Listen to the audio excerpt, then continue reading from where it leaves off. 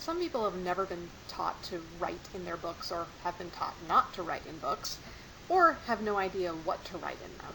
If that's the case for you, this very short presentation should be a helpful introduction to that most pleasant of vandalism's writing in your book. First, we need to talk about why you would want to write in your book, which, by the way, is often called annotating a text, which sounds a lot fancier. First of all, and most importantly, writing in your book creates a written record of your thoughts as you're reading. And then you can use that record in a lot of different ways. For instance, you can use it in our class discussions. If I ask you, what did you think of this character? Or did you have any questions? You can look back and find where you wrote down what you thought of a character or where you had a question. It's also useful in writing your papers. You can go back and find what you've highlighted and use those important passages for quotations in your paper. So it can save a lot of time as you're working on developing your essays. For the same reason, it can be used to review for your tests. You can find important passages, you can remember characters and what they did, all more quickly than just rereading the whole thing over and over again. And finally, and this is what I've found the most entertaining in my own books as I write in them, is your future self. If you ever read this again, you can find what you thought of it in the margins. And it's like resuming an interrupted conversation right where you left off. And it's sometimes interesting to see how you've changed over time. The other reason to write in your book is because it makes you a more attentive reader than you would otherwise be. This quotation is from Mortimer Adler, and he says, "The physical act of writing with your own hand brings words and sentences more sharply before your mind and preserves them better in your memory. To set down your reaction to important words and sentences you have read, and the questions they have raised in your mind, is to preserve those reactions and sharpen those questions." In other words, by actually having written something down about a particular passage, you remember it better than if you had just read it without writing anything. If you write down your question, pick up a pencil and write down your question, you're far more likely to remember that question than if you hadn't done it. So again, this is going to help you in your class discussions and in your tests because it will help you to recall the things from the text even better than before. So this right here is a picture I took of a page from my own copy of Agamemnon to give you an idea of what it might look like when you write in your book. And obviously it has some of the highlighting and writing that was in it originally, and I've added some things once it was on my computer, just to give you a better idea of the different kinds of things you could do. Now if you look at the highlighting up in the top left, here's what I highlighted as I was reading. "And now it goes as it goes, and where it ends is fate. And neither by singeing flesh, nor tipping cups of wine, nor shedding burning tears can you enchant away the rigid fury." Now, what struck me as I read that? Well, it seemed to be a pretty good summing up of the attitude of a particular character, or in this case a set of characters, because it's the chorus who's speaking, to an important idea in this play, namely fate. They're kind of summarizing what's going to happen, what they think about the idea of fate, and that's also why I wrote it over there in orange, so I might be able to find it again when I'm looking for passages about fate. I also wrote over there in the margin inevitability, because that sort of is a summary of what they're saying about fate, namely that nothing you can do, none of these things, burning flesh, spilling wine, shedding tears, will change anything.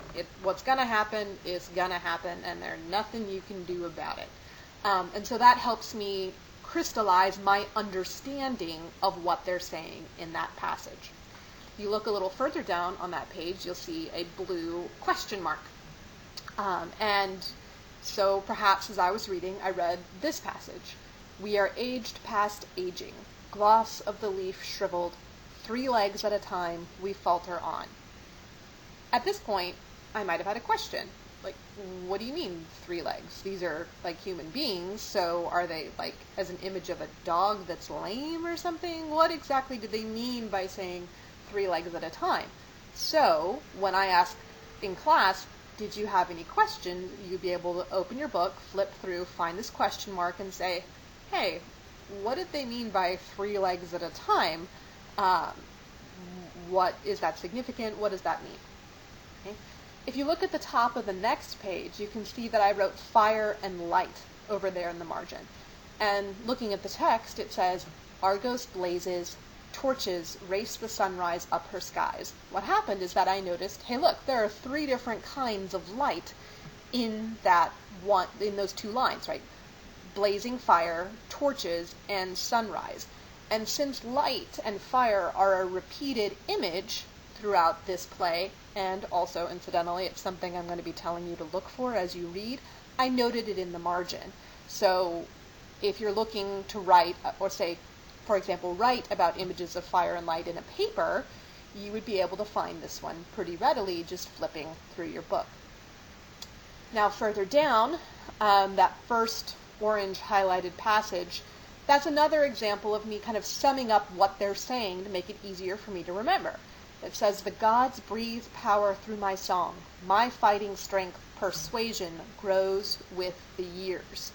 And what I wrote is that power equals persuasion, because what these old men of the chorus are saying is that their power is in their ability to persuade people.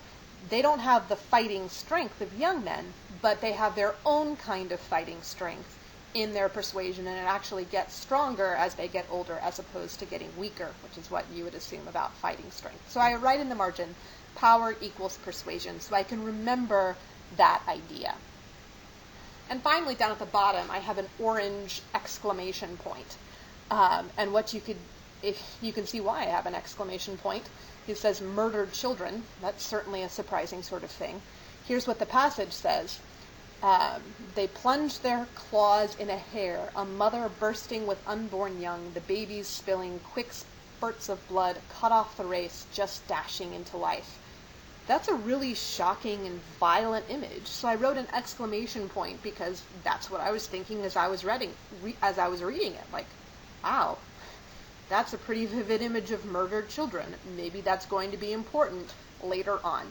So this gives you an example of what you might see on any one page as you're reading. Not all pages will have this much, especially when we get into longer works like novels. You might have several pages at a time without anything on them. But by and large, you should be writing in your books a lot. You should be annotating your texts pretty heavily because that's what's really going to help you in our class discussions, in our papers, and in your tests. So just to review, here are the different kinds of things you could write in your book. Highlighting is obviously one of the main ones. As you read, you look for passages that are significant and you highlight them. These might include quotations that illuminate a character's motivations. They establish an important theme, for example, that section on fate we looked at, or develop a repeated image. Okay. Passages that seem really important, you could even mark with an extra star or something similar. What I don't recommend is that you highlight large blocks of text, for example, more than 10 or 15 lines at a time. At that point, you're highlighting half a page, and you're kind of defeating the purpose because it doesn't help you pinpoint exactly what's useful in that passage because you have to read, a page worth of text before you find what it was that you thought was important. Okay. The other thing you can write in your book are questions and comments. These might be the most important types of annotations because they reflect your own response to the work as you read it. They can include responses like the question mark we had to mark something confusion, exclamation points to mark surprise, even smiley faces to mark something funny. You can note specific questions you have, like why is she so mad at him, or what was she thinking? And you can also note your literary devices or themes here. Say you can mark something as a metaphor or an epic simile, and that will help you find it again if you need to talk about it in class. Some other things you can write, these are not going to be as useful. These are kind of as you personally need them. Plot notes, brief summaries to help remind you what happened. This can be useful if we're in an especially complicated book. These plot notes can happen at the beginning of a chapter, at the top of a page, just saying, here's what happened in this section. And as we said before, just the fact of writing it down will help you remember that that's what happened. And definitions. You're almost certainly going to come across some words you don't know as we work our way through the year. If you find a word you don't know, look it up, and then write the definition in the book. So the next time you come across it, you have it right there, and you know exactly what it means, and you don't have to try to remember. So it expands your vocabulary, and obviously helps you understand the work a little better. So that's it. Good luck. Get started with your reading of Agamemnon.